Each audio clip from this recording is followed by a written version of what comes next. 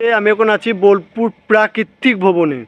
দুদিন আগে যে হিটাচির এসি পিসিবিটা আমরা রিপেয়ারিং সেন্টারের উদ্দেশ্যে নিয়ে গেছিলাম, সেটার রিপেয়ারিংও কমপ্লিট, ইনস্টলও কমপ্লিট, কুলিংও করে, কিন্তু আজ আবার এসেছি সেই এসিটা এক রুম থেকে অন্য রুমে শিফটিং করার জন্য। তো দুদিন আগে হিটাচির ডেটন এসিটির মধ্যে প্রবলেম ছিল পিসিবি বোর্ডের, এবং পিসিবি বোর্ড রিপেয়ারিং করে নিয়ে এসে পিসিবি বোর্ড ফিটিং করার পর এসিটা অন হয়ে যায় এবং কুলিং করতে শুরু করে দেয়। কিন্তু আজ আবার এসেছি এই এসিটা এক রুম থেকে অন্য রুমে শিফটিং করার জন্য।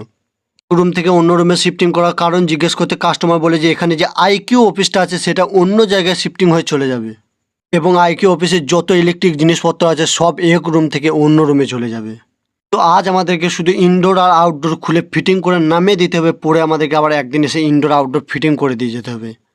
কাস্টমারের কথা মতো আমরা আউটডোরে গিয়ে গ্যাসটিকে পাম্প ডাউন করে আমরা সরাসরি চলে আসি ইনডোরের মধ্যে ফিলার নাট খোলার জন্য, এবং ইনডোরের মধ্যে ফিলার নাট খোলা সম্পূর্ণ হয়ে গেলে ইনডোরটিকে নামিয়ে দিই।